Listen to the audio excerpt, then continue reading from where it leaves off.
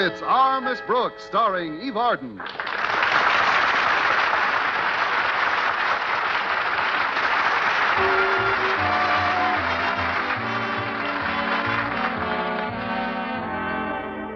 Well, our Miss Brooks, who teaches English at Madison High School, has never been one to complain about extra work. But when she was asked to substitute in both French and German classes recently, she thought it was a little too much. I certainly did. It wasn't just the difficulty of the added assignments, but for a while there, the pupils in my English class were learning to speak French with a German accent. Since Mr. Conklin had been overworking the faculty consistently, all of us were exhausted most of the time. I was so overtired last week that I actually began to have insomnia. At breakfast on Thursday morning, I told my landlady about it. Oh, you don't have to tell me about insomnia, Connie. I've had it off and on for years. But a few weeks ago, my doctor gave me a marvelous prescription for it. I take one pill and go into a long, restful sleep. But don't those pills make you feel logy when you wake up? A little. But my doctor gave me a remedy for that. He did? Yes. It's another prescription which I take every morning. Keeps me wide awake all day. You mean you take 2 pills every day? 3. A red one, a white one, and a blue one. You have to salute when you take them? The 3rd pill is to calm my nerves if the other 2 make me jittery. Why don't you try them, dear? No, thanks. I'm afraid it'll take more than pills to solve our faculty's problem. The school's so overcrowded this year, there simply aren't enough teachers to go around. Walter Denton had an editorial about it in the school paper yesterday. The Madison Monitor? That should accomplish something, shouldn't it? It certainly should. The complete abolition of the Monitor. You're not serious, Connie. I certainly am. Walter couldn't have chosen a worse time for the editorial. Right now, Mr. Conklin's in the process of allocating school funds for various activities. He'll be furious over the editorial, and so, voila. Voila? That's French, for I wouldn't give you 2 cents for the paper's chances. But if the conditions in Madison are so bad, why doesn't Mr. Conklin ask the Board of Education for additional help? He wouldn't dare. He's afraid Mr. Stone would think he's inefficient in handling his faculty. Well, but is it going to solve Madison's problems if Mr. Conklin sticks his head in the sand? Only if he keeps it there long enough. But I know he'll be angry about that editorial. Well, then I hope for Walter's sake he didn't see it. So do I. We should know pretty soon, though. Walter should be here any minute now. Come on in, Walter. The door's open. Oh, I wonder if Mr. Conklin's seen that editorial. I wish I was dead. Does that answer your question, Mrs. Davis? Maybe if I got you something to eat, Walter, it would perk you up a bit. I'll see what I've got in the kitchen and be back in 2 shakes of a lamb's tail. Bring the lamb's tail, too. This kid'll eat anything. I wish you wouldn't tease me about my appetite, Miss Brooks. I've got enough trouble this morning. I'm sorry, Walter. I gather that Mr. Conklin told you he'd read the editorial when you called for Harriet last night, right? Well, not in so many words, Miss Brooks, but there was something in his manner that led me to believe he'd read it. What do you mean? He kicked me down the porch steps. Well, that in itself would hardly be indicative. He's done that many times. Yeah, granted. But never since I've known him has he come down after me and kicked me back up again. Oh, well, that is something to worry about. But did he say that the Monitor was through, Walter? No, not officially. But he called me this morning and told me he wants to see us as soon as we get to school. Well, I guess it's Auf Wiedersehen to the Madison Monitor, Walter. Auf Wiedersehen? That's German for don't look now, but you're out of a job.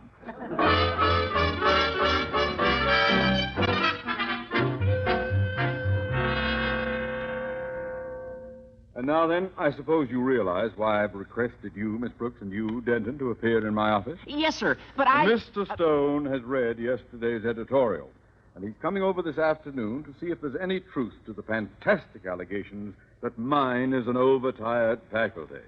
Overtired indeed. Asleep on their feet, indeed. Why, Miss Brooks, get your head out of my flower bowl. Oh, yes, sir. I was just smelling the flowers. You're a little late. They were thrown out a week ago. My goodness, the fragrance certainly lasted, didn't it? Miss Brooks, as faculty advisor of the Monitor, you are as responsible as Denton for what has occurred. And if you have any desire to see the paper continued after today, you will follow my plan of action.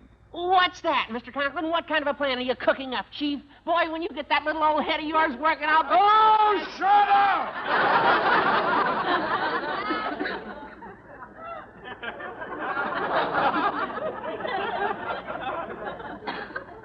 And now then, Miss Brooks, I intend to demonstrate to Mr. Stone how utterly ridiculous those accusations of an exhausted faculty are.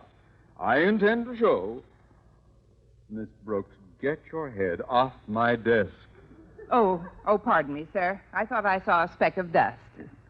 Now then, in today's editorial, Denton mentioned you and Mr. Boynton as prime examples of the total wrecks I'm making of my faculty. Well, when Mr. Stone gets here, I want you, Miss Brooks, and Mr. Boynton to be here as living proof of the falsity of those accusations.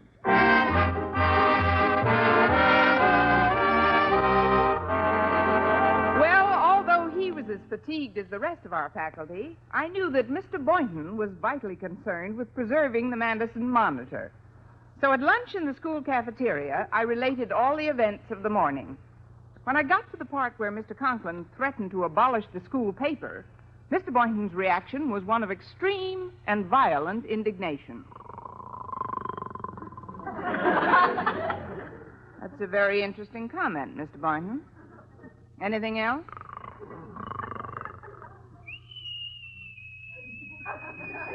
Oh, fine. The only time he whistles at me is in his sleep. Mr. Boynton. Wake up, Mr. Boynton. What's the matter? You were leaning over the lunch table asleep, Mr. Boynton. Did you hear anything of what I was saying? Oh, yes, Miss Brooks. Right before I conked off, you said that Mr. Conklin threatened to abolish the school paper.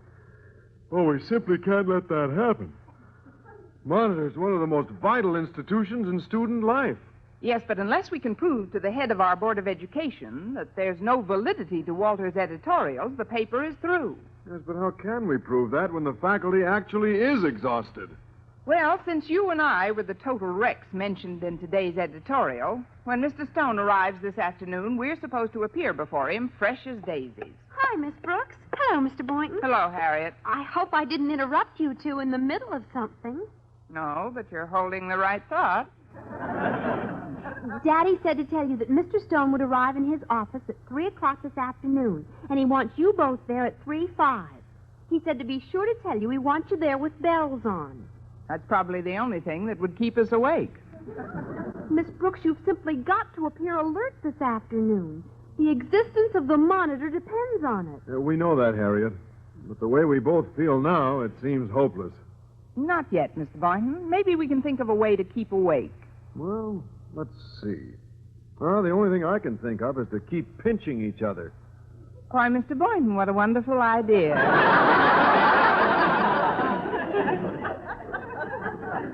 No, that wouldn't work. Maybe not, but it'd be a heck of a lot of fun trying.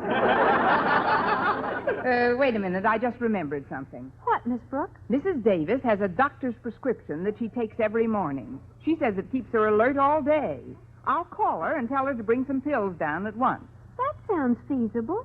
It would be, except for one thing. I have to go downtown to the supply house for some lab equipment between 2 and 3 today. And I won't be back in time to take any of the pills. I'd have to go directly to Mr. Conklin's office. Maybe I can help. If Mrs. Davis brings them down, I'll put one in each of the first 2 paper cups over the water cooler in Daddy's office, just before Mr. Stone arrives. And then if either of you feels real tired when you come in, all you have to do is say you're thirsty and voila. Voila? That's Swedish, for it may not work, but it's sure worth a try.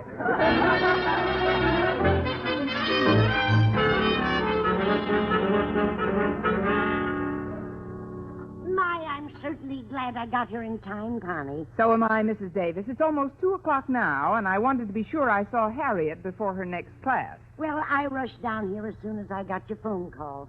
But I forgot what you wanted the pills for, so I brought all 3 kinds. Red, white, and blue. Oh, good. Which one do we take to keep awake? Now, let's see. I made up a little jingle so I wouldn't get mixed up. A jingle? Yes, it never fails. Just listen. Oh, the red pills make you sleep, and the white pills make you wake, while the blue pills calm you down when you start to jump and shake. How do you like it, Connie? Don't you think it's catchy? With the right melody, it's hit parade material. But if I followed the plot correctly, it's the white pills that make you stay awake, right? Right. Here are 2 of them. Oh, thanks, Mrs. Davis. Now, excuse me for rushing off, but I must get these to Harriet Conklin as soon as possible. See you later, Mrs. Davis. Bye-bye, dear. Now, it's certainly lucky I thought of that jingle. Oh, the blue pills make you sleep, and the red pills make you wake. No, let's see, that's wrong. Oh, the white pills make you sleep, and the red pills make you blue. No. The green pills make you sleep, and the... Oh, dear. I knew I should have written it down somewhere.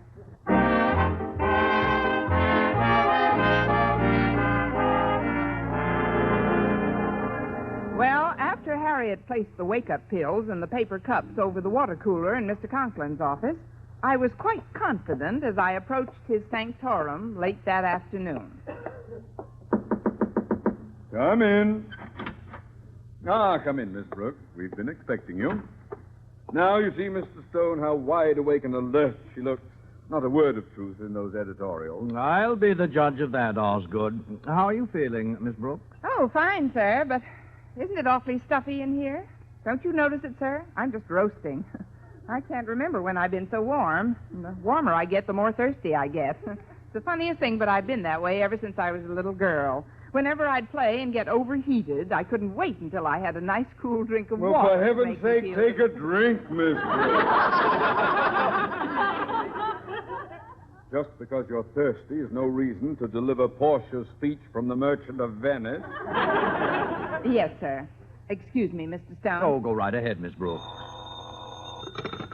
Osgood Conklin speaking. Who? Oh, yes, she's here. It's for you, Miss Brooks. Make it brief, please. Yes, sir. Thank you. Hello? Hello, Connie. This is Mrs. Davis. Have you taken one of those white pills I gave you yet? Not yet, Mrs. Davis. Oh, thank goodness. I think I gave you the wrong pills. What? How do you know? I tried one when I got home an hour ago, and I just woke up. I should have given you the red ones to stay awake. Or now, let's see, was it the blue ones? Oh, now, let's see. Never mind, Mrs. Davis. I'll see you later. And don't worry, I'll pick it up for you. That was Mrs. Davis. She had lunch in the drive-in around the corner, and when she got home, she discovered she'd forgotten something. What? Her car. Please, Miss Brooks, if you'll just get your drink, we can get on with this meeting. Drink? Oh, I don't need that now. I just had a very refreshing phone call. Oh, that must be Mr. Boynton. Come in. Oh, hello, folks. Hello, Boynton. As Mr. Conklin may have told you, Boynton, I'm quite concerned over those editorials in the student paper recently.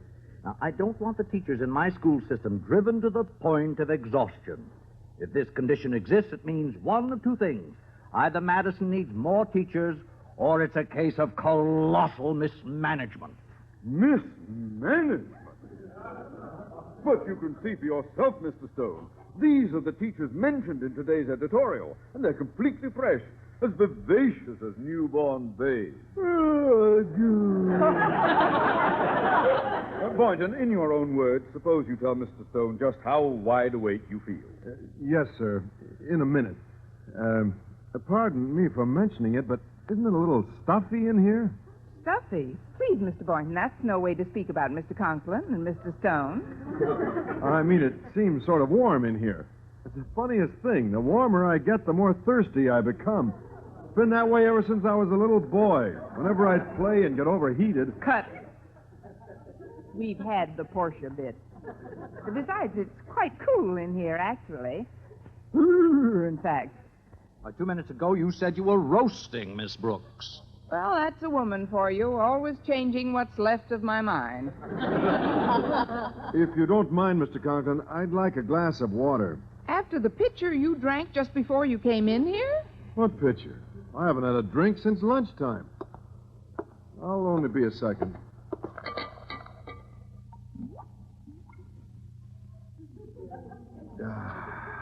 That's better. Well, Mr. Stone, as you can see, both of these teachers are in the pink of condition. All I can see so far is that they're both water happy. But, sir, surely their appearance disproves the utterly false allegations in the school paper. I'm still not convinced there isn't some truth to those editorials.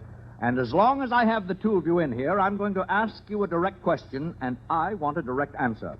Boynton, are the teachers being worked to exhaustion, or aren't they? That's a pretty direct answer. Now, see here, Boynton, a snore isn't a fitting reply.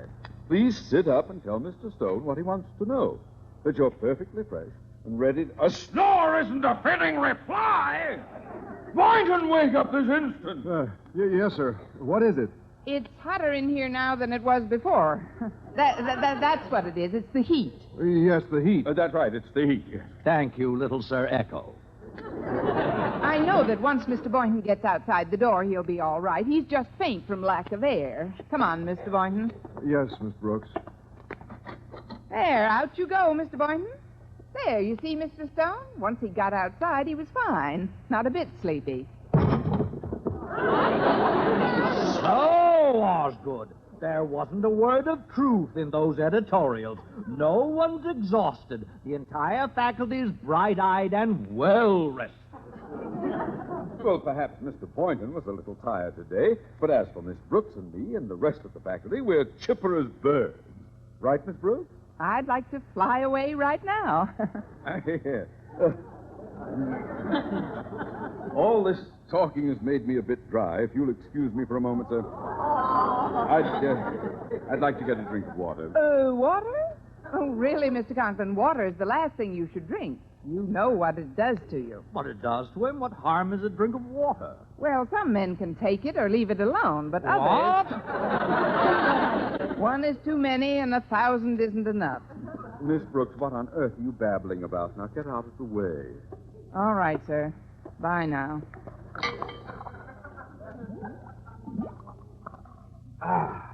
That's fine. Just the thing.